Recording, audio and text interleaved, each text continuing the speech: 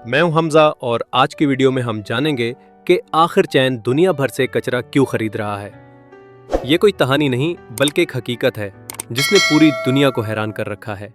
बाकी ममालिक जहां अपने शहरों और फैक्ट्रियों के कचरे को ठिकाने लगाने में मुश्किलात का शिकार है, वहीं चैन ने इसी कचरे को अपनी ताकत में बदल दिया है। दुनिया में हर साल अरबों टन कचरा पैदा होता है।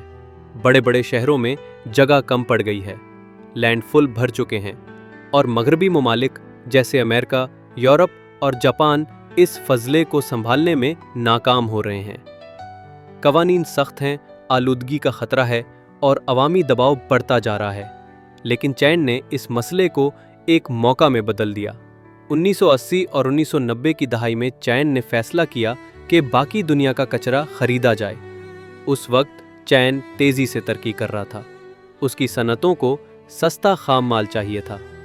प्लास्टिक, लोहा, एल्यूमीनियम, कागज़, हत्ता के इलेक्ट्रॉनिक्स का फजला भी सब चैन के कारखानों के लिए खजाने से कम न थे। मगरिब ने यह सोचा कि हमें तो कचरा फेंकने के लिए पैसे देने पड़ते हैं, अगर चीन इस कचरे को खरीद रहा है तो ये हमारे लिए भी फायदा है। यूं चंद ही सालों में चीन दुनिया का सबसे बड़ा कचरा प्रोसेसर बन गया। 2016 तक दुनिया का तकरीबन 60% रिसाइकलेबल वेस्ट चीन ले जा रहा था। लेकिन चीन ने यह कचरा खरीदा क्यों? वजह बहुत सीधी है। चीन जानता था कि कचरा सिर्फ फुजला नहीं बल्कि तवानाई और मईशत का जरिया है। वहाँ बड़े बड़े प्लांट्स बनाए गए जहाँ कचरा जलाया जाता है, उससे भाप बनती है और फिर टरबाइन घूमकर बिजली पैदा करती है। इसको वेस्ट टू एनर्जी कहा जाता है। ये बिजली लाखों घरों को रोशनी देती है। दूसरी तरफ खाने पीने के फजले और नामियाती मवाद से बायोगैस प्लांट्स में मीथेन निकाली जाती है जो ईंधन और बिजली में इस्तेमाल होती है।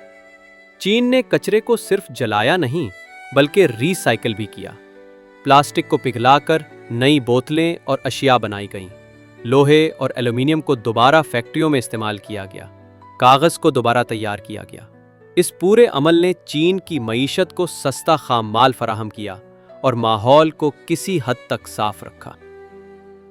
बीजिंग और शंघाई जैसे शहरों में रोज़ाना हज़ारों टन कचरा प्रोसेस किया जाता है और इससे बिजली, गर्मी और सनती फ्यूल पैदा होता है। अब बाकी दुनिया के लिए यह कचरा एक मसला था, लेकिन चीन के लिए यही खजाना बन गया। अमेरिका और यूरोप को कचरा ठिकाने लगाने के लिए पैसे खर्च करने पड़ते थे, जबकि चीन उस कचरे को खरीद कर उससे मसनूआत और तवानाई बनाता और फिर वही मसनूआत दुनिया को महंगे दामों फरोख्त करता। यूं बाकी दुनिया नुकसान में गई और चीन फायदे में रहा। लेकिन यहाँ एक सवाल पैदा होता है, क्या इस सब से माहौल पर असर नहीं पड़ा? जी हाँ, पड़ा। चीन को भी माहौलियाती मसाइल का सामना हुआ। कचरा जलाने से कार्बन अखराज बढ़ा, फ़ज़ाई आलूदगी बढ़ी और सेहत के मसाइल सामने आए।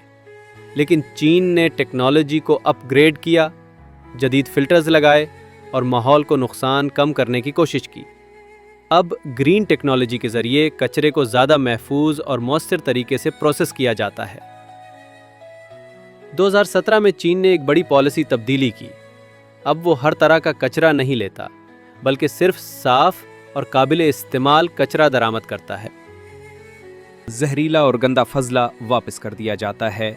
इससे मगरिब दोबारा मुश्किल में पड़ गया है, लेकिन चैन अपने ही मुल्क के कचरे से तवानाई और मसनूआत बनाने में आगे बढ़ रहा है। आज सूरत हाल ये है कि दुनिया में वेस्ट टू एनर्जी एक बहुत बड़ी इंडस्ट्री बनती जा रही है। चांद चाहता है कि वो इस मैदान में दुनिया की क़यादत करे। बाकी दुनिया भी अब चांद के मॉडल को कॉपी कर रही है। मुमकिन है आने वाले वक्त में कचरा सिर्फ फजला न रहे बल्कि कीमती सरमाया बन जाए जिस पर ममालिक की सियासत और मईशत का दारोमदार हो। नाजरीन, आज हमने देखा कि चांद ने किस तरह कचरे को एक नई सोच और टेक्नोलॉजी के ज़रिए अपनी ताकत में बदल दिया। जहां दुनिया का ज़्यादातर हिस्सा कचरे को एक बोझ समझता रहा, वहां चांद ने उसे बिजली, सनत और तरक्की का ज़रिया बनाया। यही वो विजन है जो कौमों को आगे ले जाता है। हमें भी सीखना चाहिए कि अपने वसाइल को किस तरह संभालना है। सिर्फ कचरा ठिकाने लगाने के बजाय हमें recycling, waste to energy plants और साइंसी हल तलाश करने होंगे। अगर हमने आज ये कदम उठा लिया तो कल हमारी तवानाई की कमी और माहौलियाती मसाइल बहुत हद तक हल हो सकते हैं। मुस्तकबिल इन्हीं के हाथ में है जो टेक्नोलॉजी को अपनाते हैं और मसाइल को मौके में बदलते हैं। अगर आपको ये वीडियो पसंद आई हो तो ब्रेन स्पार्क्स चैनल को सब्सक्राइब करना ना भूलिए।